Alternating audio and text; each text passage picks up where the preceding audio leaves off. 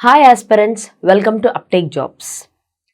ఈరోజు మనం monthly current affairs గురించి డిస్కస్ చేద్దాం. So let's get into the first question quickly. Which 2 countries are equal in the Olympics 2024 with 40 gold medals? Olympics 2024లో 40 బంగారు పతకాలతో ఏ 2 దేశాలు సమానంగా ఉన్నాయి? Russia, Japan, Britain, France, America, China, Germany, Canada. రష్యాని చూసుకున్నట్లయితే రష్యాని ఇంటర్నేషనల్ ఒలింపిక్స్ వారు బ్యాన్ చేశారు due to war with Ukraine. జపాన్ని తీసుకుంటే జపాన్ 20 గోల్డ్ మెడల్స్ గెలుచుకుంది. బ్రిటన్ తీసుకుంటే బ్రిటన్కి 14 గోల్డ్ మెడల్స్ వచ్చాయి. ఫ్రాన్స్కి 16 గోల్డ్ మెడల్స్ వచ్చాయి. అమెరికాని తీసుకుంటే అమెరికాకి 40 గోల్డ్ మెడల్స్ వచ్చాయి అండ్ చైనాకు కూడా సేమ్ 40 గోల్డ్ మెడల్స్ వచ్చాయి. జర్మనీకి 12 గోల్డ్ మెడల్స్ వచ్చాయి అండ్ కెనడాకి 9 గోల్డ్ మెడల్స్ వచ్చాయి. మన క్వశ్చన్ ఏంటి? ఏ 2 దేశాలకి సమానంగా 40 బంగారు పతకాలు వచ్చాయని. So the answer is America and China is the correct answer. So అమెరికాకి 40, చైనాకి 40 గోల్డ్ మెడల్స్ వచ్చాయి. So the answer is America and China. Indian army launched which new electronic services? భారత సైన్యం ఏ కొత్త ఎలక్ట్రానిక్ సేవలను ప్రారంభించింది? ఈ హెల్త్ అసిస్టెన్స్ టెలికన్సల్టేషన్, ఈ Sehat టెలికన్సల్టెన్సీ, digital health services, virtual healthcare solutions. And the correct answer is e-sehat teleconsultancy. పాలీక్లినిక్కి visit చేయకుండా ఈ-సెహత్ టెలికన్సల్టెన్సీ ద్వారా వాళ్ళకి మెడికల్ ట్రీట్మెంట్ కోసం మన భారత సైన్యం ఈ కొత్త ఎలక్ట్రానిక్ సేవలను ప్రారంభించింది. ఈ కన్సల్టెన్సీని మీకు ఆల్రెడీ చెప్పాను, మన కేంద్ర రక్షణ మంత్రి శ్రీ రాజ్నాథ్ సింగ్ గారు 27th May 2021లో లాంచ్ చేశారు దీన్ని. Which organisation recently released World Development Report 2024 the middle income trap? ఇటీవల ఏ సంస్థ World Development Report 2024 the middle income ట్రాప్ని విడుదల చేసింది?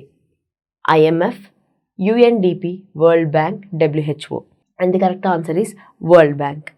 ఈ వరల్డ్ బ్యాంక్ వాళ్ళు ఈ మిడిల్ ఇన్కమ్ ట్రాప్ని వరల్డ్ డెవలప్మెంట్ రిపోర్ట్ 2024గా రిలీజ్ చేశారు. 1990 రిపోర్ట్స్ ప్రకారం, 1990 రిపోర్ట్స్ ప్రకారం ఏంటంటే ఉన్న అన్ని కంట్రీస్లో 108 కంట్రీస్ వచ్చేసి మిడిల్ ఇన్కమ్ ట్రాప్లో ఉన్నాయన్నమాట. మిడిల్ ఇన్కమ్ ట్రాప్లో ఉన్నాయి అండ్ 34 కంట్రీస్ మాత్రం హై ఇన్కమ్ ట్రాప్లో ఉన్నాయి. అండ్ ఇంకోటి 2007 ప్రకారం ఇండియా అనేది లో మిడిల్ ఇన్కమ్ ట్రాప్లో ఉందన్నమాట. ఇండియా అనేది లో మిడిల్ ఇన్కమ్ ట్రాప్లో ఉంది according to world Development Report 2024. So అదేవిధంగా ది మిడిల్ ఇన్కమ్ ట్రాప్లో ఇటీవల ఏ సంస్థ మళ్ళీ రిపోర్ట్ సబ్మిట్ చేసింది అంటే మళ్ళీ వరల్డ్ బ్యాంక్ 2024లో ఈ మిడిల్ ఇన్కమ్ ట్రాప్ని మనకి సబ్మిట్ చేసింది. Next question. Earth observation satellite 8 EOS mission recently in news is associated with which space agency? ఇటీవల వార్తల్లో వచ్చిన earth observation satellite 8 EOS 8 mission ఏ అంతరిక్ష సంస్థలో సంబంధం కలిగి ఉంది? NASA, ISRO, JAXA, CNSA. And the correct answer is ISRO. August 15, 2024లో శ్రీహరికోటలో స్మాల్ శాటిలైట్ లాంచ్ వెహికల్ ద్వారా దీన్ని లాంచ్ చేశారు. దీనివల్ల యూజ్ ఏంటంటే ఫ్యూచర్లో మనకి వచ్చే ఫ్యూచర్లో శాటిలైట్స్ని ఇంకా న్యూ క్యాపబిలిటీస్తో రూపొందించడం కోసం, డెవలప్ చేయడం కోసం ఈ ఇస్రో వాళ్ళు ఎర్త్ అబ్జర్వేషన్ శాటిలైట్ మిషన్ని ప్రారంభించారనమాట, లాంచ్ చేశారు. ఇస్రో వాళ్ళ ఎయిమ్ ఏంటంటే advancement of satellites and also improving the capability of earth observation efforts. అంటే శాటిలైట్స్ ఎప్పుడైతే లాంచ్ అవుతాయో అప్పుడు ఎర్త్ని అబ్జర్వ్ చేసే ఎఫర్ట్స్ని పెంచడం కోసం వీళ్ళు లాంచ్ చేశారనమాట by using small satellite launch vehicle. NEOWISE telescope recently seen in news was launched by which space agency? ఇటీవల వార్తల్లో కనిపించిన NEOWISE టెలిస్కోప్ని ఏ అంతరిక్ష సంస్థ ప్రయోగించింది? ISRO, CNSA, JAXA, NASA. And the correct answer is NASA.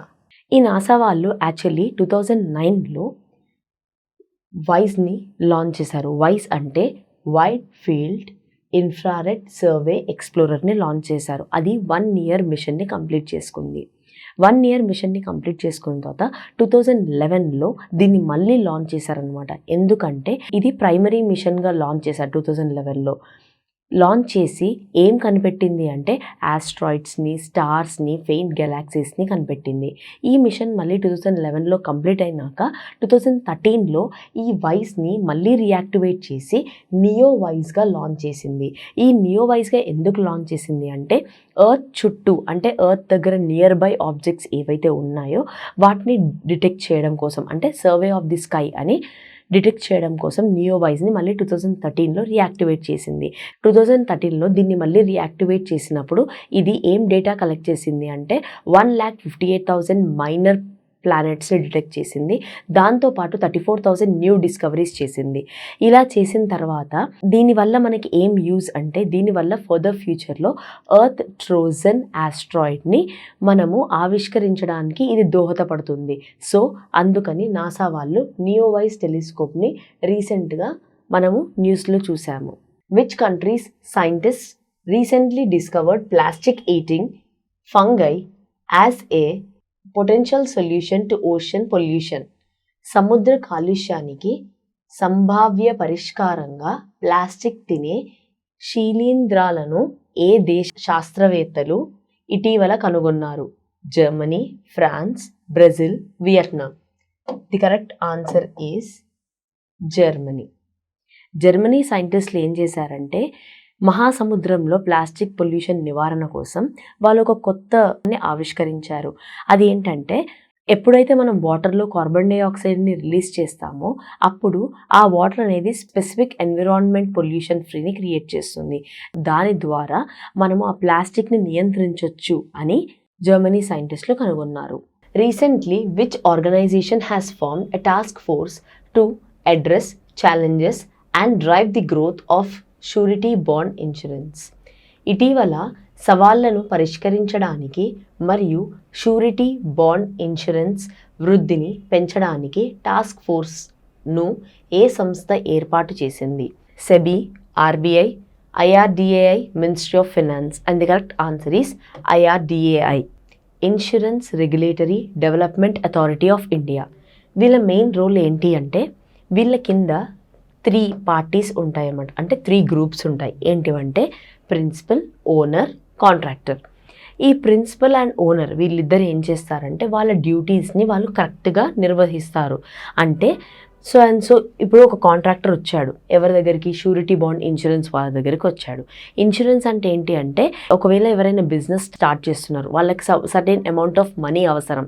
So ఈ ఇన్సూరెన్స్ వాళ్ళు ఏం చేస్తారు, ఓకే మీరు ఎక్కడ ఏంటి అని మొత్తం ఎగ్జామిన్ చేసి so we'll provide loan for you, మీకు ఇన్సూరెన్స్ వస్తుంది అని చెప్తారు. సో వీళ్ళిద్దరూ వాళ్ళ డ్యూటీస్ని కరెక్ట్గా చేస్తారు. కరెక్ట్గా చేసినప్పుడు మరి కాంట్రాక్టర్కి బెనిఫిట్ ఏంటి అంటే కాంట్రాక్టర్కి 3 బెనిఫిట్స్ ఉంటాయి ఇక్కడ. ఈ షూరిటీ బాండ్ ఇన్సూరెన్స్ వల్ల ఏంటంటే గ్యారంటీగా ఫినాన్స్ వస్తుంది. అండ్ ఇంకొకటి దీనివల్ల అంటే ఈ షూరిటీ బాండ్ ఇన్సూరెన్స్ వల్ల ఒక పరిష్కారం దొరుకుతుంది. అండ్ ఇంకొకటి and it is specifically useful in construction అనమాట. ఏదైతే కన్స్ట్రక్షన్ సెక్టార్లో ఈ షూరిటీ బాండ్ ఇన్సూరెన్స్ అనేది మేజర్ రోల్ ప్లే చేస్తుంది అనమాట. This is all about how IRDA is supporting surety bond insurance. Next, in which 2 states has the central government recently established new peacock sanctuaries? కేంద్ర ప్రభుత్వం ఇటీవల ఏ 2 రాష్ట్రాల్లో కొత్త నెమళ్ళ అభయారణ్యాలను ఏర్పాటు చేసింది?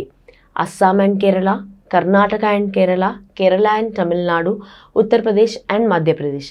The correct answer is Karnataka and Kerala.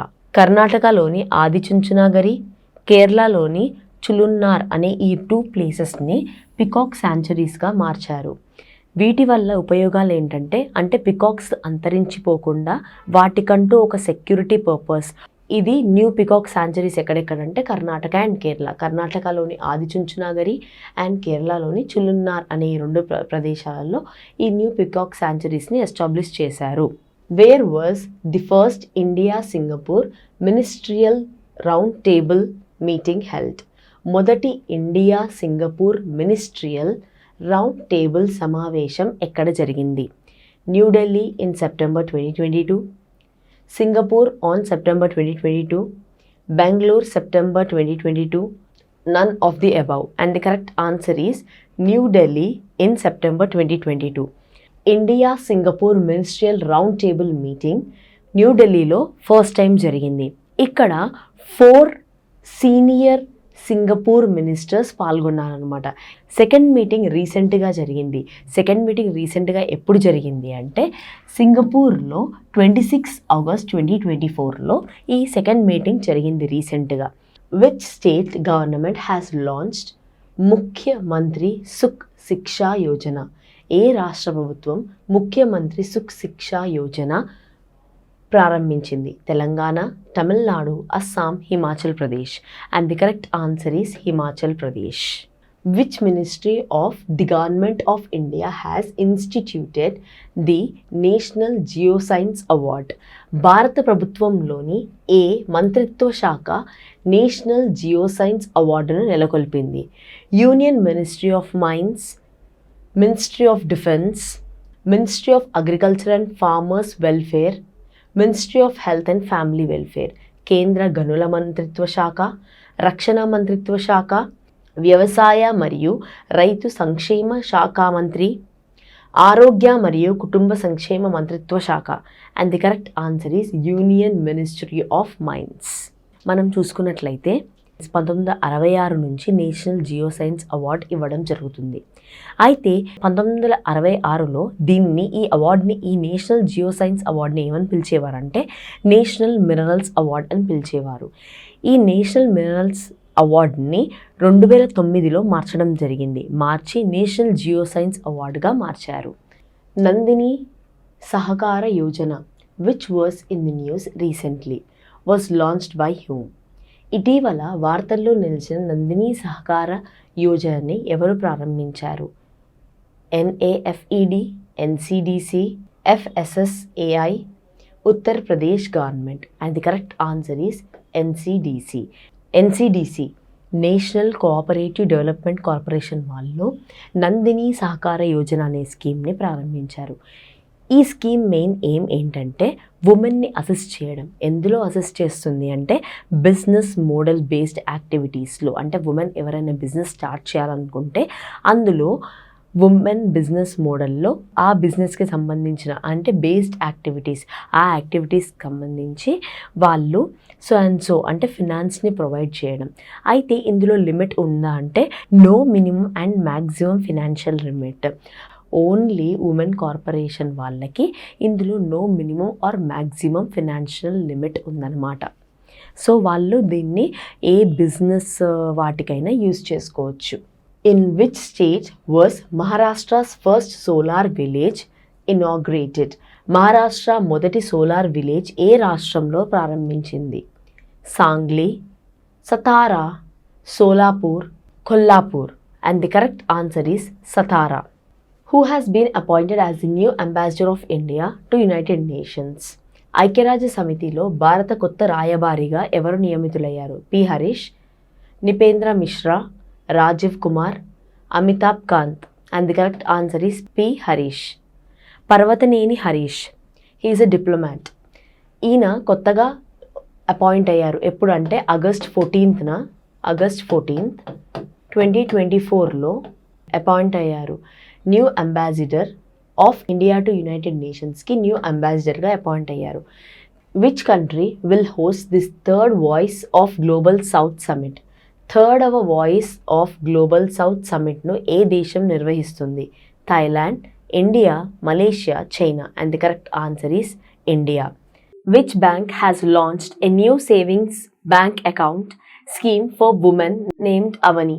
మహిళల కోసం అవని పేరుతో కొత్త సేవింగ్స్ బ్యాంక్ ఖాతా పథకాన్ని ఏ బ్యాంక్ ప్రారంభించింది? HDFC bank, SBI, Bandhan bank, Punjab national bank. And the correct answer is Bandhan bank. Bandhan bank only women's కోసమని, అంటే టు ఎంపవర్ ఉమెన్. వాళ్ళ థీమ్ ఏంటంటే ఉమెన్ని ఎంపవర్ చేయడం కోసం వాళ్ళు అవని అనే పేరుతో కొత్తగా సేవింగ్స్ బ్యాంక్ అకౌంట్ని ఓపెన్ చేశారు. ఎందుకంటే ఓన్లీ టు ఎంపవర్ ఉమెన్. ఈ బంధన్ బ్యాంక్ ఏం చేస్తుంది అంటే కొత్తగా డెబిట్ కార్డ్ ఆఫర్ కూడా ఇస్తుంది. అండ్ ఈ డెబిట్ కార్డ్ ఆఫర్తో పాటు అందులో స్పెషాలిటీ అంటే ఇది ఫ్రీ ఎయిర్పోర్ట్ లాంచ్ యాక్సెస్ కూడా ఉంటుంది. ఒకవేళ మీరు కార్డ్ పోగొట్టుకుంటే 3.5 lakhs లియబిలిటీ ఇస్తుంది. And also it is also providing insurance up to 10 lakhs. This is all about Bandhan Bank. Which state government recently launched ముఖ్యమంత్రి సుఖ్ శిక్ష యోజన? ఇటీవల ఏ రాష్ట్ర ప్రభుత్వం ముఖ్యమంత్రి సుఖ్ శిక్షా యోజనని ప్రారంభించింది? Gujarat, Andhra Pradesh, Assam, Himachal Pradesh. And the correct answer is Himachal Pradesh. రీసెంట్గా హిమాచల్ ప్రదేశ్లో మీటింగ్ జరిగింది. క్యాబినెట్ మీటింగ్ జరిగినప్పుడు హిమాచల్ ప్రదేశ్ ముఖ్యమంత్రి సుఖ్వీందర్ సింగ్ ఈ ముఖ్యమంత్రి సుఖ్ శిక్షా యోజనని లాంచ్ చేశారు. దీనివల్ల యూజ్ ఏంటి అంటే ఎవరైతే సోషల్గా, ఎడ్యుకేషన్ పరంగా అండ్ వల్నరబుల్ ఉమెన్ ఉన్నారో అండ్ ఆల్సో డిజేబుల్ పేరెంట్స్ ఉంటారు కదా, డిజేబుల్ చిల్డ్రన్ వాళ్ళ పేరెంట్స్కి కూడా సో అమౌంట్ని ఆఫర్ చేస్తుందన్నమాట. అయితే రీసెంట్గా ఈ మీటింగ్లో సుఖ్వీందర్ సింగ్ అంటే హిమాచల్ ప్రదేశ్ సీఎం గారు ఫినాన్షియల్ ఇయర్ 2024 to 2025 తన బడ్జెట్లో 53.21 crores ఈ పథకం కింద రిలీజ్ చేశారు. Where was the International Mother Teresa Award ceremony held recently?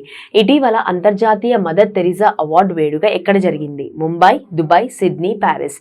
Correct answer is Dubai. దుబాయ్లోని మిలీనియం ప్లాజాలో ఈ ఈవెంట్ జరిగింది. దీన్ని ఎవరు హోస్ట్ చేశారు అంటే all India weaker section and minority council వాళ్ళు దీన్ని హోస్ట్ చేశారు. ఎక్కడ జరిగింది అంటే మిలీనియం ప్లాజాలో జరిగింది. ఇప్పటి వరకు ఇదే సెకండ్ టైం, అంటే అవుట్ సైడ్ ఆఫ్ ఇండియా ఈ ఈవెంట్ జరగడం ఇదే సెకండ్ టైం అనమాట. అవుట్ సైడ్ ఆఫ్ ఇండియా ఈ ఈవెంట్ జరగడం. Union finance minister Nirmala Sitharaman recently inaugurated GST Bhavan in which city? ఇటీవల కేంద్ర ఆర్థిక మంత్రి నిర్మలా సీతారామన్ ఏ నగరంలో జిఎస్టీ భవన్ను ప్రారంభించారు? Varanasi, Patna, Udaipur, Shimla. And the correct answer is Udaipur. Recently, which country launched its first reusable hybrid rocket Rumi 1? ఇటీవల ఏ దేశం తన మొదటి పునర్వినియోగ హైబ్రిడ్ రాకెట్ రూమీ 1ను ప్రయోగించింది? India, Russia, China, America. And the correct answer is India. RHUMI 1ని రీయూజబుల్ హైబ్రిడ్ రాకెట్గా మన ఇండియా ఇటీవల ప్రయోగించింది. ఎక్కడంటే చెన్నై, తమిళనాడులోని తిరువనందై విలేజ్లో ఈ రూమీ 1 అనే రాకెట్ని లాంచ్ చేశారు. Recently battle of Karbala is making news. The city of Karbala is located in. ఇటీవల కర్బాలా యుద్ధం వార్తల్లో నిలిచింది. అయితే కర్బాలా నగరం ఎక్కడుంది? ఈ కర్బాలా నగరం Iran, Iraq, Saudi Arabia, UAE. And the option is Iraq.